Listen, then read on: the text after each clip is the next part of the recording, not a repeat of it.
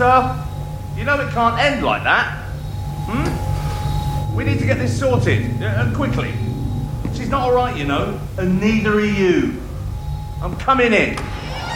There you are. I knew I'd get round to you eventually. Now, stop gawping and tell me. What do you want for Christmas? Scanning for audio.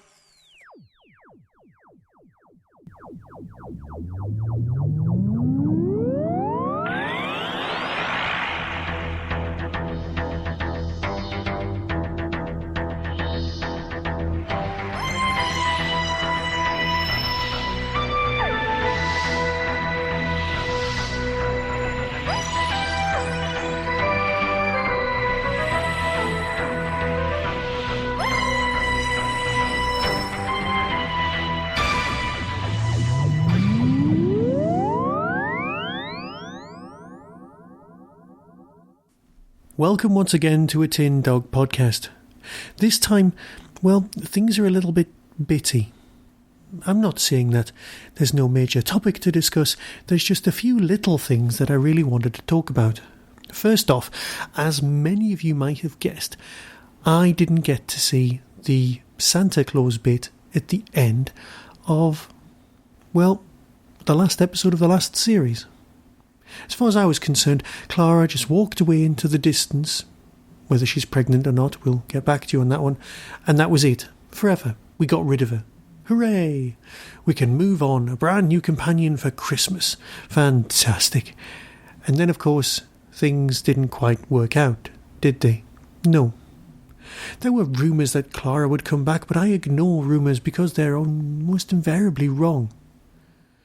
And I was kind of hoping that she wouldn't be back. Not that I don't like Jenna Louise Coleman. I would quite happily have her for another season. No, it was more to do with the fact that they were saying she won't be around for Christmas. One rumour, another rumour saying she will be back, and so on. They just get confusing, they contradict each other, and they just make you sad. So you ignore the rumours, but you ignore them at your own peril. So, when the Children in Need clip comes out, then things kick off. But let's deal with this one thing at a time. Santa is in the Christmas special. Now, the producer and director of the play Blue Box Messiah have texted me to say, are you sure that Moffat hasn't read your play? And more importantly, are you sure he isn't out just to wind you up? Because there is a whole scene in the play Blue Box Messiah where we deal with Santa being replaced with the Doctor. Rather than tell you about it, I'll record that scene specially and put it out on Christmas Day. Because that's when we'll find out the truth. Because that's when we find out if this really is, and I'm using bigger rabbit ears than ever before, if this really is Santa or whether it's just an alien with ideas above his station. Because the Doctor could indeed visit every house in the world in one night.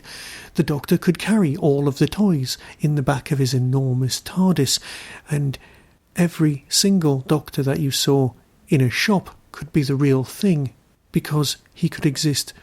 Well, you get the feeling, you get the message, it's fine. But enough of that. We won't know what's happening. But then we get the clip, the Children in Need moment. Here it is.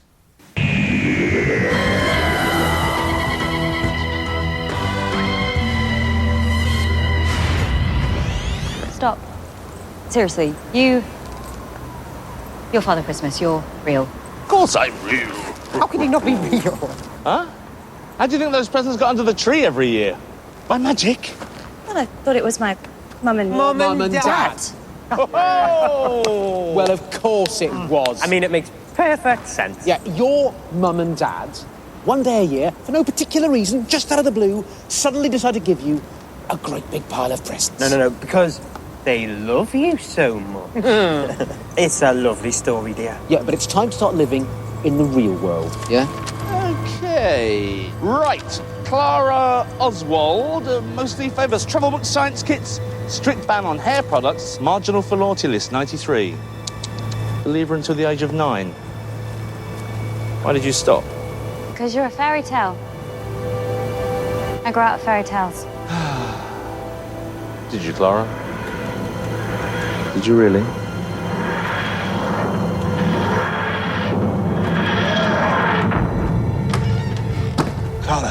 I want you to step inside the TARDIS. I don't want you to talk. I want you to do as I ask, please. I was good with the fox.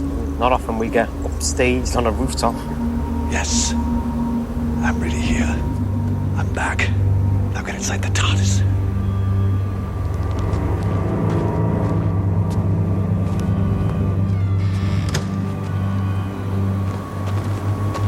I know what this is. I know what's happening. And I know what's at stake. I don't think you do, Doctor. But I promise before this Christmas Day is done, you will be glad of my help. Happy Easter. Cool exit line, though. Be sure to save some room for a tangerine, Doctor. Nobody likes the tangerines.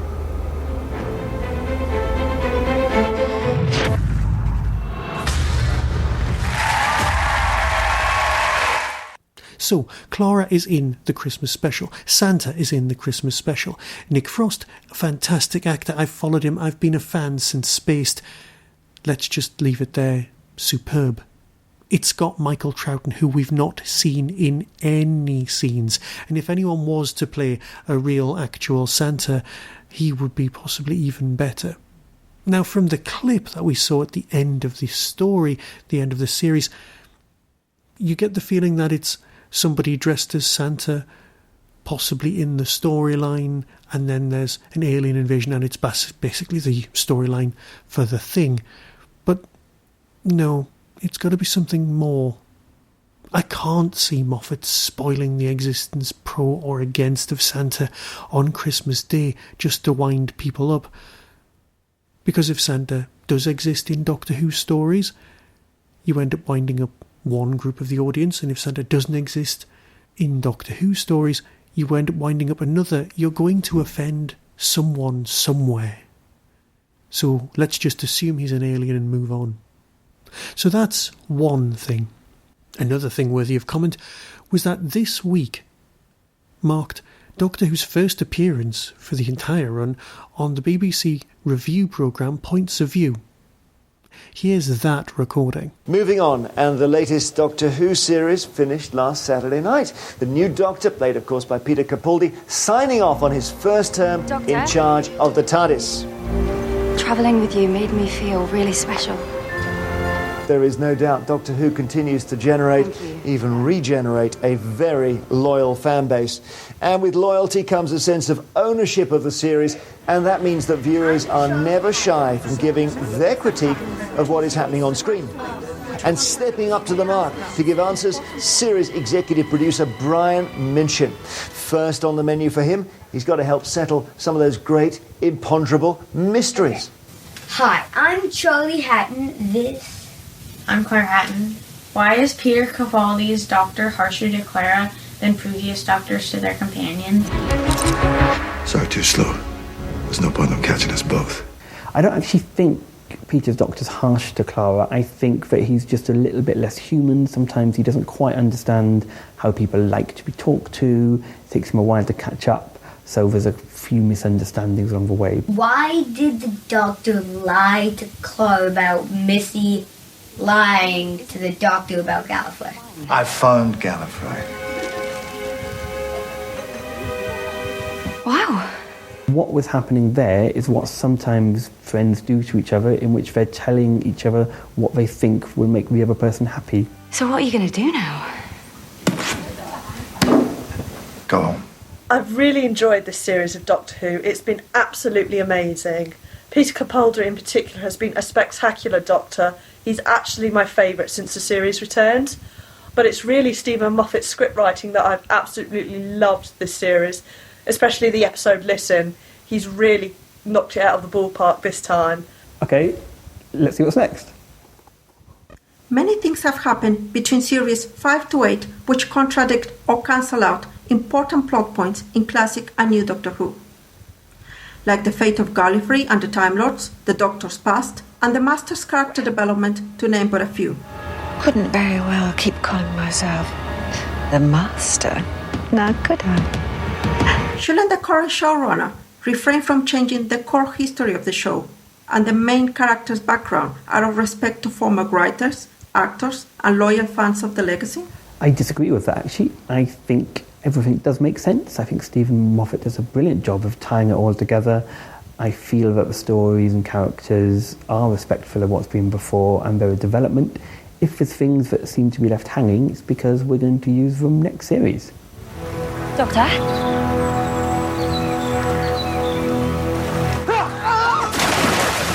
Peter Capaldi was a brilliant choice as the Doctor. I loved the sarcasm from the Doctor towards others, including his companion. And what a great twist Missy was as the Master. Although the last 2 episodes were of a darker nature, it showed that the BBC was not afraid to show the darker side of life and death and looking into people's fears. This is the first time I've not engaged with the Doctor, and it seems to be that this Doctor and the interpretation of this Doctor lacks any kind of humanity. It's time to take the stabilizers off your bike. Is this the decision of the writers, or is it Peter Capaldi's interpretation of the Doctor? The Doctor's this alien who's travelled through time and space. Tom Baker's Doctor was spiky. Chris Eccleston's Doctor had a danger to him. The entire Dalek race wiped out in 1 second. You lie! I watched it happen. I made it happen! And I think Peter Capaldi does a wonderful turn as an unpredictable, just mesmerising Doctor. What's wrong with scared? Scared is a superpower. It's your superpower. There is danger in this room, and guess what? It's you. Until recently, we used to sit down on Saturday nights and watch Doctor Who together. But we don't do that anymore because the BBC have changed it, and now it's on just a bit too late. Why have you changed it? We can't watch it as a family anymore, like we used to.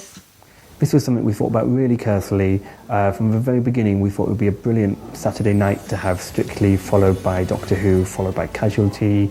We realised this would mean some of the episodes would start quite late. We also know that an awful lot of people choose to watch Doctor Who on catch-up. So we do think that for this particular series in autumn, this was the right place to play it. Why is Santa in the last episode? Now, stop gawping and tell me. What do you want for Christmas? Santa Claus appeared at the end of episode 12 because he is going to be in the Christmas special on Christmas Day.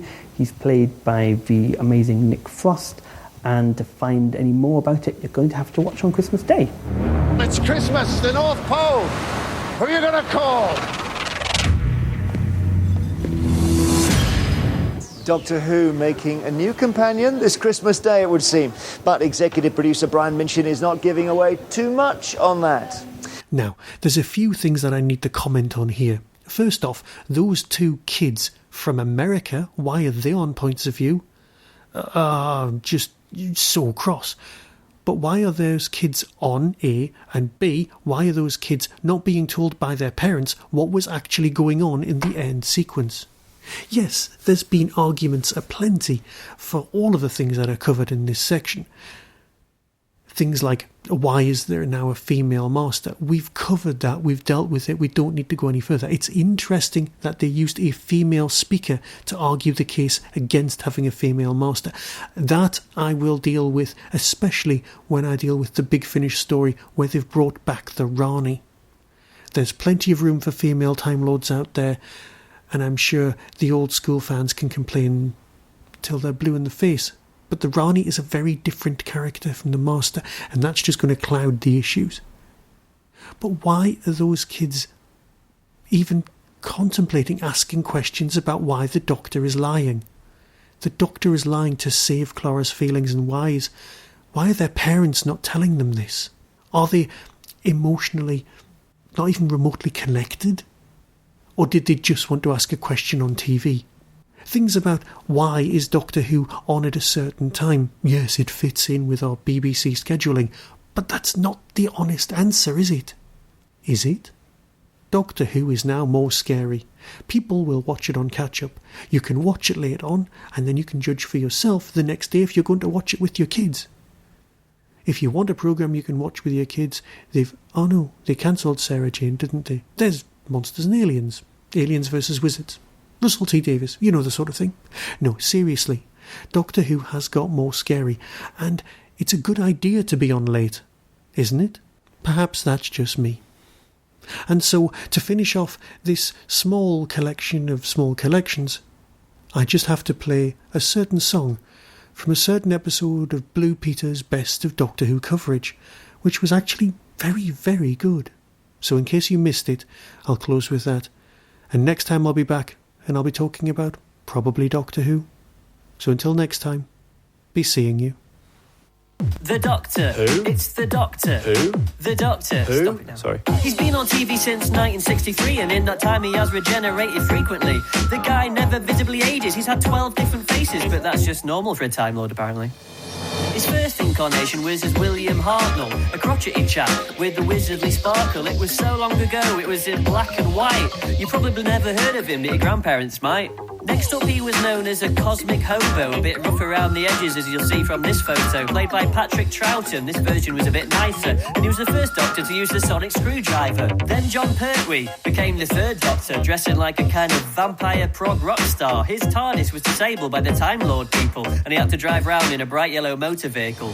One of the best-known Doctors, number 4, Tom Baker, the longest-running Doctor. He was a scarf crusader, obsessed with jelly sweets. He had a robot dog, K9. For him, the TARDIS was fixed, so he's back travelling through time. The 5th Doctor had a quite unique accessory. He sported on his left lapel a single stick of celery. This turned purple in practice gas-related jeopardy, but it didn't help him much in the caves of Adrazani, where he succumbed to spectrox toxemia and was forced to regenerate. Actually, that doesn't really work, does it, that line?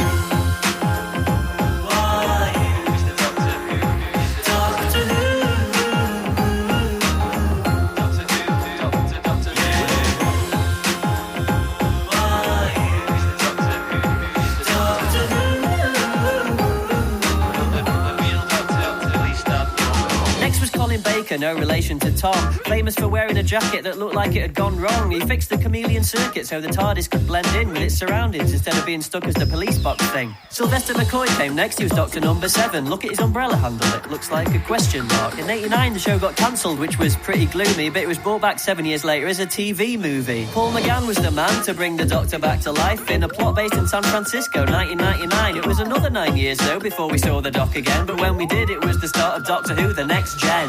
Christopher Eccleston, a proper northern Doctor, wore a black leather jacket and spoke like a bloke from Salford. He travelled with Billy Piper, whose a character was called Rose. He regenerated after just one series of 13 episodes. Doctor number 10, nearly there, David Tennant. Now we're getting to the ones you'll most likely remember. He battled all the big names, Cybermen, Daleks and a Master. Wore a pretty sharp suit, made him look like a hipster headmaster.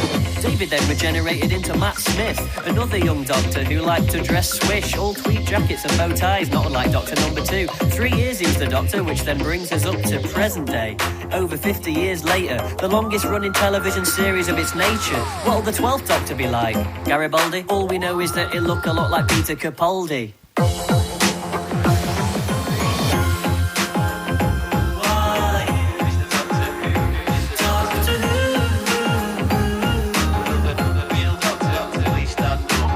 Obviously, there's tons of stuff we don't have time to mention, like how exactly the Doctor is able to travel through time dimensions, and the fact that he's travelled with numerous companions, Susan, Perry, Clara, Jack, to name a few at random.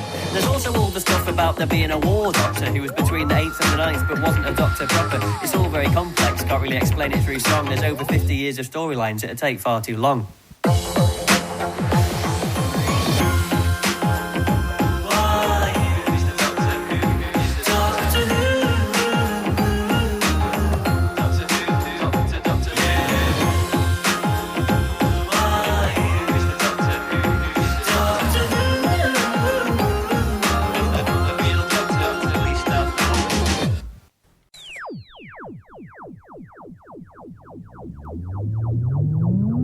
You've been listening to the Tin Dog Podcast, available on RSS, iTunes, Stitcher, Audio Boom and Tumblr. Doctor Who and its associated works are copyright of the BBC. No infringement is intended. You can contact the show, donate, buy merchandise or find out more about my other projects by visiting the Tin Dog Podcast homepage and clicking on the links. The Tin Dog Podcast is a founder member of the Doctor Who Podcast Alliance.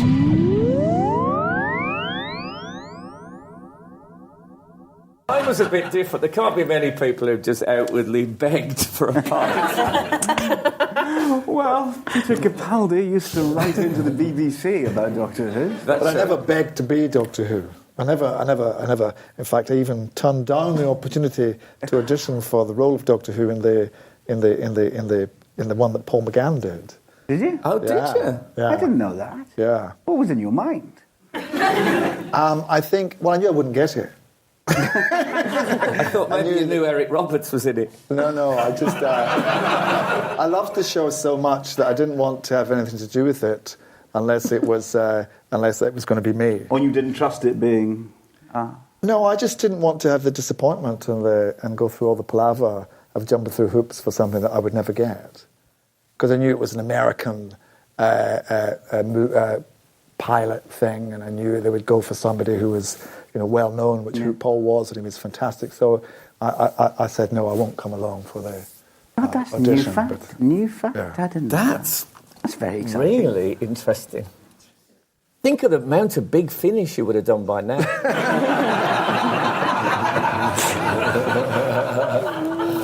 You could do a Night of the Doctor. Did you actually did you go and... you didn't audition or anything, you just... No, I said to my agent, no, I don't want to tell them thank you very much, but I don't want anything. I don't want to go along, no. This is slightly opposite to my approach.